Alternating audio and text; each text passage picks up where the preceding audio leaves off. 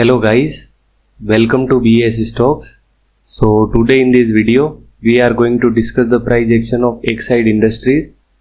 अगर आपने इस स्टॉक में इन्वेस्ट कर रखा है और आप एवरेजिंग की सोच रहे हो या फिर आप इसमें फ्रेश इन्वेस्टमेंट करना चाहते हो तो इस वीडियो में हम best averaging point as well as best investment point देखेंगे और साथ ही साथ इस वीडियो में आपके लिए एक सरप्राइज है, तो इस वीडियो को एंड तक ज़रूर देखना। तो चलते हैं चार्ट पर। ये वीडियो सिर्फ एजुकेशनल पर्पस के लिए रहेगा। अगर आपकी रिसर्च परमिट करती है तो आप इसमें ट्रेड कर सकते हो, अदरवाइज आप बस इसको ऑब्जर्व करना और इसको अपनी वॉच लिस्ट में ऐड कर देना। तो सबसे पहले ये सब मैं डिलीट कर देता हूँ। और अगर हम पुराना प्राइस एक्शन समझें तो प्राइस ऑल टाइम लो से यहाँ से रिकवर होती है और यहाँ पे एक ईयरली का डिमांड जोन बनता है। अगर हम ऊपर सप्लाई जोन देखें तो सप्लाई जोन है हमारे पास कुछ यहाँ पे, इसको मैं रेड कर देता हूं।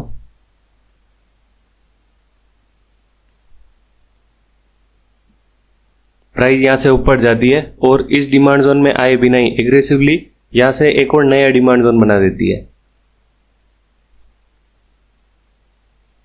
अगेन प्राइस इसमें आती है और यहां से अप मूव, तो यहां पे भी हमारा एक ईयरली का डिमांड जोन रेडी है। प्राइस इसमें आती है और यहां से अप मूव, ठीक है। तो अभी हमारे पास यहां पे ईयरली का एक नया डिमांड जोन भी बन चुका है, ये वाला। और इस पॉइंट से हमने देखा है कि कंटिन्यूअसली ईयरली के डिमांड जोन फॉलो हो रहे हैं, ठीक है। तो ये डिमांड जोन भी एक अच्छा डिमांड जोन बना है। ईयरली का ईएमए भी मार्क कर देता हूं मैं। और अगर हम रिसेंट एक्शन देखें तो प्राइस में 290 से प्राइस चली गई 633, मतलब इस पॉइंट पे भी तो कुछ तो बाइंग आई होगी। और इतना ऊपर जाने के बाद प्राइस में एक सेलिंग प्रेशर आता है स्ट्रांगली, ठीक है। तो इस सेलिंग की वजह से हम उस बाइंग को तो इग्नोर नहीं करेंगे। इस कैंडल को आप ध्यान से देखना है, इस वाली कैंडल को। यहां तक प्राइस इतना ऊपर जाती है और इस पॉइंट से प्राइस में एक थोड़ी सी सेलिंग आती है और प्राइस इस पॉइंट पे क्लोज हो जाती है।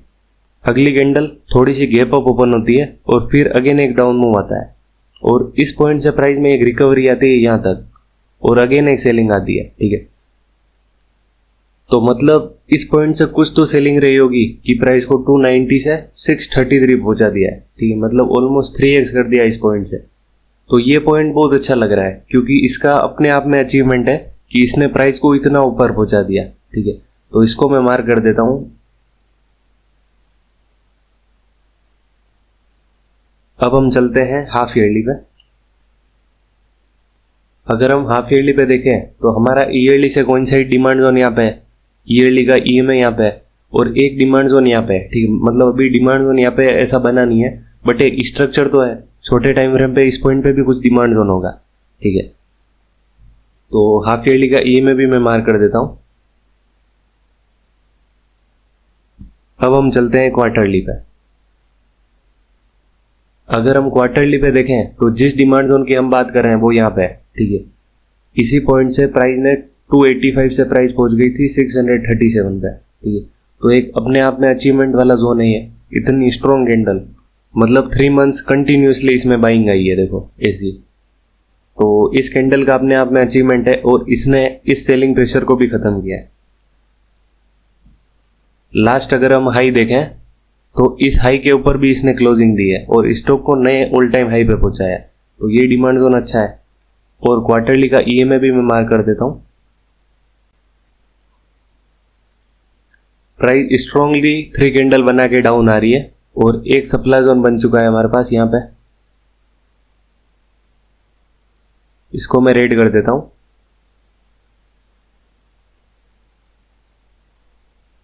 अगर हम और भी डिमांड जोन देखें तो एक डिमांड जोन है हमारे पास यहाँ पे, इसका क्या अचीवमेंट है तो इसने इस सप्लाई जोन को खत्म किया है। इस वाले सप्लाई जोन को भी मैं मार्क कर देता हूं। इसका कलर मैं रेड कर देता हूं।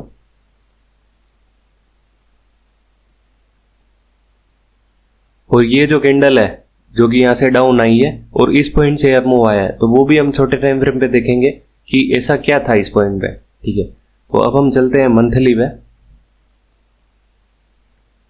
अगर हम मंथली पे देखें तो क्वार्टरली से कोइंसाइड एक यहाँ पे डिमांड जोन बता रहा है, एक डिमांड जोन यहाँ पे है। ठीक है, और अगर हम सप्लाई जोन देखें ऊपर मंथली के, तो एक सप्लाई जोन है हमारे पास यहाँ पे,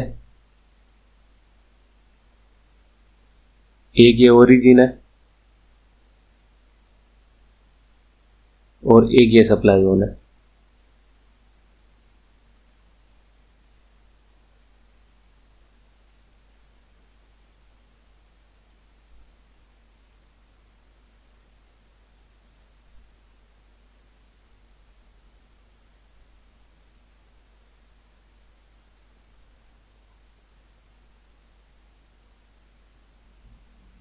और हमारा जो मंथली का ईएम है वो तो प्राइस के ऊपर है। ठीक है, तो इसको भी मैं मार्क कर देता हूं क्योंकि ये भी एक हर्डल बनेगा।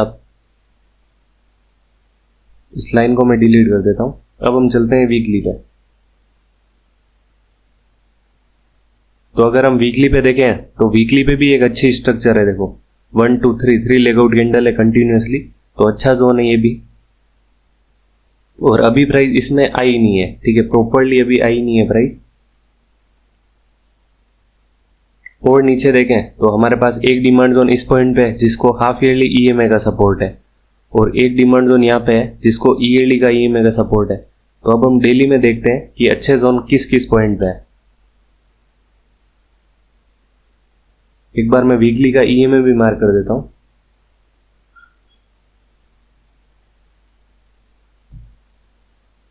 तो वीकली का ईएमए कुछ इस पॉइंट पे है। अब हम चलते हैं डेली पे। तो डेली पे सबसे पहले हम डिमांड जोन देखें तो ये डिमांड जोन काफी अच्छी स्ट्रक्चर है। अगर हम सिंगल कैंडल का भी अचीवमेंट देखें तो 320 से 383 चली गई प्राइस, और इस बीच इतने सारे मतलब सप्लाई जोन थे, ये रेंज थी, इसको इसने एक ही कैंडल में ब्रेक कर दिया है। तो बाइंग प्रेशर इस पॉइंट से स्ट्रांगली आया है और प्राइस इस पॉइंट से यहां तक चली गई है। ठीक है, मतलब 295 से 646, तो ये रेंज अच्छी है, काफी अच्छी रेंज है। अगर हम इसमें बेस्ट पॉइंट देखें तो हॉरिजॉन्टल लाइन से मैं इसको मार्क कर देता हूं। तो इस रेंज में एक डिमांड जोन तो है हमारे पास यहां पे, और एक डिमांड जोन है हमारे पास यहां पे। ये क्वार्टरली की जो ईएमए वाली लाइन है वो एग्जैक्टली हमारे मतलब जो डिमांड जोन जिस तरीके से मार्क करते हैं तो उसका एंड इसी पॉइंट पे है। तो मैं नई लाइन ड्रॉ नहीं करूंगा क्योंकि वो इसके ऊपर ओवरलैप हो जाएगी। ठीक है, तो क्वार्टरली का ईएमए और इस पॉइंट का जो एकदम ओरिजिन है वो सेम पॉइंट पे मिल रहा है। ठीक है, तो ये दो पॉइंट है हमारे पास। ठीक है, एक ये वाला और एक ये वाला। तो हम किस किस तरीके से इसमें ट्रेड प्लान कर सकते हैं वो हम देखते हैं। पहले मैं ट्रेडिंग की बात कर रहा हूं कि अगर आप ट्रेड करना चाहो तो आप कैसे इसको ट्रेड करोगे। तो एक केस तो आप ऐसे कर सकते हो कि आप इन दोनों जोन को अलग अलग ट्रेड करो। फर्स्ट जोन को आप ऐसे ट्रेड करो और सेकंड जोन को अगेन आप ये अलग अलग ट्रेड करो। और एक और केस ऐसा कर सकते हो आप कि आप इन दोनों को ऐसे करो, मतलब इस पूरी रेंज को आप ट्रेड करो। और थर्ड केस ऐसा बन सकता है कि आप एंट्री इस पॉइंट के बीच में रखो, यहाँ गई। मतलब ज्यादातर केसेस में ऐसा नहीं होता है कि प्राइस डायरेक्टली यहां से ऊपर से ही भाग जाएगी। कभी कभी ऐसा भी होगा कि प्राइस एकदम बॉटम में आएगी बीच में और फिर चलेगी। ठीक है, तो अगर आप फर्स्ट केस के जैसे एंट्री यहाँ पे रखोगे और स्टॉप लॉस यहाँ पे रखोगे तो मे भी ऐसे चांस बने कि प्राइस आपको ट्रैप करके इस डिमांड जोन से चल जाए। ठीक है, तो आप इस तरीके से इसमें ट्रेड कर सकते हो ताकि ना तो आप ट्रैप हो और आपको एक आरआर भी अच्छा मिले। बाकी आपके ऊपर डिपेंड करेगा कि आप इसको कैसे ट्रेड करते हो। बट इसमें एक डिसएडवांटेज है कि आपके ट्रेड मिस होने के चांसेस इसमें बन सकते हैं। तो अब हम इन्वेस्टमेंट की बात करते हैं। अगर हम इन्वेस्टमेंट में देखें तो हमारे पास ये दोनों पॉइंट है। तो इन्वेस्टमेंट में हमारा कोई स्टॉप लॉस नहीं होता है। तो आप अगर इस जोन में भी ट्रेड कर रहे हो तो इस जोन को ट्रेड करने की जरूरत नहीं है क्योंकि ये दोनों तो बहुत आसपास है। ठीक है, तो एवरेजिंग का ज्यादा कोई सेंस बनेगा नहीं इस पॉइंट पे। तो अगर आपने इस पॉइंट पे इन्वेस्ट कर दिया है तो इस पॉइंट पे इन्वेस्टमेंट करने की जरूरत नहीं है। और इन्वेस्टमेंट में स्टॉप लॉस ऐसा नहीं कि हर एक इन्वेस्टमेंट में आपका स्टॉप लॉस हो ही ना। मतलब अगर ऐसा कोई स्टॉक है जिसमें कि back to back demand zone है, जैसे कि एक्साइड इंडस्ट्री में हम देख रहे हैं तो हमारे पास बैक टू बैक अच्छे डिमांड जोन है। तो इसमें हमें स्टॉप लॉस लगाने की जरूरत नहीं है, क्योंकि हमें पता है कि बेस्ट पॉइंट है तो ये प्राइस को चला देंगे, ठीक है।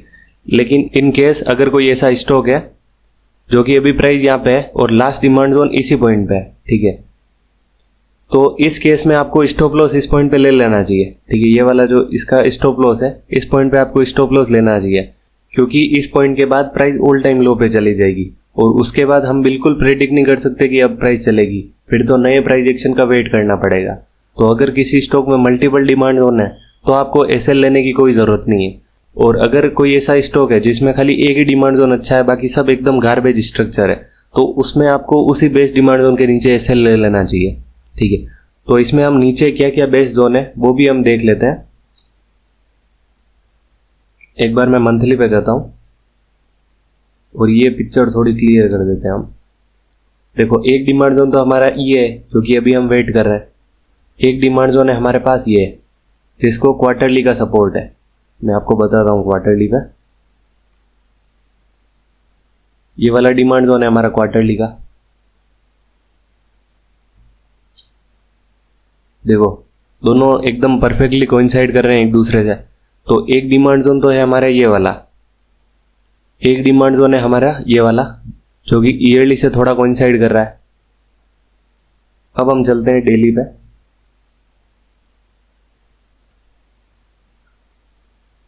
तो डेली पे एक ये जोन है जिसकी हम बात कर रहे थे।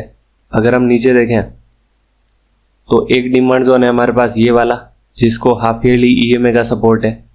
अगर हम नीचे देखें तो एक हमारा ये डिमांड जोन है जिसको ईयरली का सपोर्ट है, और एक ये स्ट्रक्चर भी अच्छी है क्योंकि ये ईयरली से प्रॉपरली कोइंसाइड कर रही है। देखो यहाँ पे RB1Y, ठीक है, मतलब Y मतलब ईयरली, तो ये डिमांड जोन ईयरली से कोइंसाइड कर रहा है। तो ये बैक टू बैक हमारे पास अच्छे डिमांड जोन से बैकअप प्लान के लिए। तो हमें पता है कि ये स्टॉक अगर डाउन आता है तो हमें किस किस पॉइंट पे एक्शन लेना है। और अगर ऐसा कोई स्टॉक है जो कि ऑल टाइम लो की तरफ जा रहा है तो उसमें आपको लास्ट डिमांड जोन पे एसएल ले ही लेना चाहिए। अदरवाइज एक बार प्राइस ऑल टाइम लो पे चली गई, उसके बाद आप बिल्कुल प्रेडिक्ट नहीं कर सकते कि अब ये स्टॉक जीरो होने वाला है या फिर अगेन इसमें एक अप मूव आएगा। और अगर हम इसमें टारगेट की बात करें तो मंथली पे हमने सप्लाई जोन मार्क किए थे। अगर हम वीकली पे देखें तो एक सप्लाई जोन है हमारे पास यहाँ पे। अब हम चलते हैं डेली पे। अगर हम इसमें टारगेट की बात करें तो ये तो डेली का सप्लाई जोन है, इनमें ज़्यादा कुछ अचीवमेंट नहीं होगा। तो हमारे पास एक ये सप्लाई जोन है, एक ये वाला सप्लाई जोन है, इसमें ज़्यादा खास स्ट्रक्चर है नहीं, ठीक है। तो एक यही सप्लाई जोन है, उसके बाद एक ये सप्लाई जोन है बस, और एक ये डेली का नॉर्मल सा सप्लाई जोन है। तो ऐसा नहीं कि ये प्राइस को ऑल टाइम लो पे लेके आ जाएंगे, मतलब ऐसा नहीं होगा कि प्राइस इसमें आते ही यहाँ से डायरेक्टली धड़ाधड़ सब सप्लाई जोन ब्रेक करके ऐसी कैंडल बना देगी, ठीक है। तो प्राइस ऐसा नहीं करेगी, धीरे धीरे हर एक सप्लाई जोन टेस्ट होंगे, अगेन यहाँ से एक डाउन आएगी, अगेन ऊपर जाएगी, अगेन डाउन आएगी, अगेन ऊपर जाएगी। तो ऐसे हायर हाई फॉर्मेशन कंटिन्यू होकर प्राइस ऊपर जाएगी।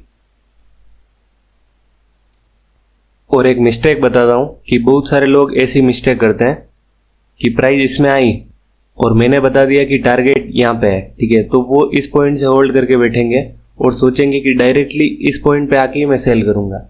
तो वैसी गलती आपको बिल्कुल नहीं करनी है। एक राइट वे बताऊं मैं आपको, प्राइस अगर यहाँ से आती है तो आपको इस सप्लाई जोन में बुकिंग करनी है।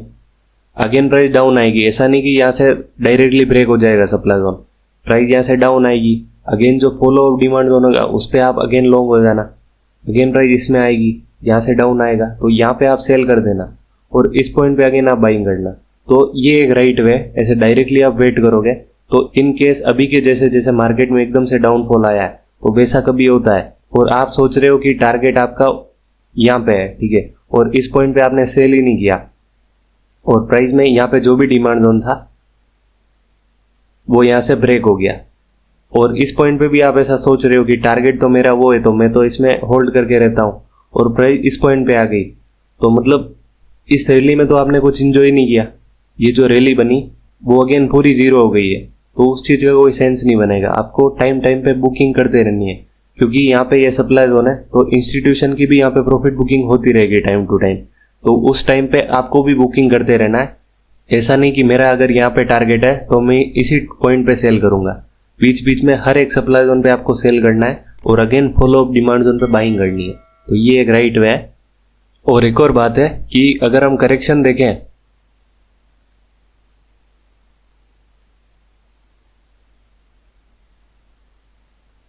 तो इस पॉइंट से प्राइस में करेक्शन हो चुका है ऑलमोस्ट 49% का। तो मतलब हमें कंफर्मेशन तो लेनी है।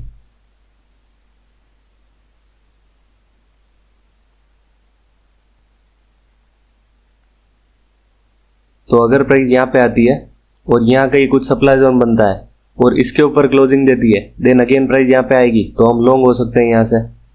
तो आपके ऊपर डिपेंड करता है कि आप डायरेक्टली इसमें ट्रेड करो या कंफर्मेशन। अगर आप मेरा ओपिनियन मांगो तो आप कंफर्मेशन लेके ही ट्रेड करनी चाहिए। और निफ्टी ऑटो को हम देखते हैं। अगर हम इसमें वीकली पे देखें तो वीकली पे हमारा एक ये डिमांड जोन है। प्राइस यहाँ से ये कैंडल बनती है रेड और इस पॉइंट से एकदम से रिवर्स होती है। ठीक है, ये जो रैली डाउनफॉल में आ रही थी और इस पॉइंट से एकदम से रिवर्सल आता है। इसको हायर टाइम फ्रेम का सपोर्ट नहीं है बट फिर भी प्राइस यहाँ से रिकवरी दे रही है। तो यहाँ पे एक वीकली का सप्लाई जोन इसमें भी बन चुका है निफ्टी ऑटो में। अगर हम डेली पे देखें तो डेली पे हमारे पास ये सप्लाई जोन है। तो जब हमारे निफ्टी ऑटो में कंफर्मेशन मिलेगी इस पॉइंट के ऊपर, तब तक हमें एक्साइड इंडस्ट्री में भी कुछ ना कुछ कंफर्मेशन मिल जाएगी। तो उस टाइम पे हम सेक्टर के साथ कोरिलेट करके इसमें एक ट्रेड प्लान कर सकते हैं।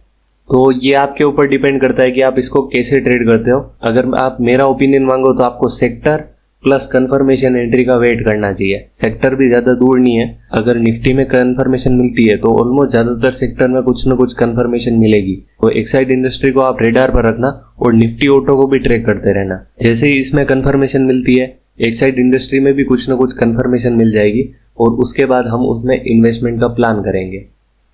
तो वीडियो के स्टार्टिंग में मैंने कुछ सरप्राइज की बात की थी।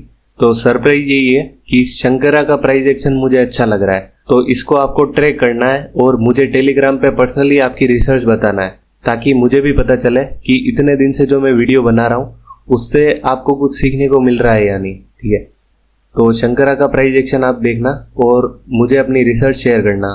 अगर आपको भी कोई डाउट हो या फिर आपको किसी स्टॉक का प्राइस एक्शन समझना हो जो कि आपकी वॉच लिस्ट में हो, तो वो भी आप मुझे कमेंट सेक्शन में या फिर टेलीग्राम पे पर्सनली मैसेज करके बता सकते हो। तो नेक्स्ट वीडियो में उसी अकॉर्डिंग कुछ प्लान करूंगा। तो dear traders, trade well, trade safe.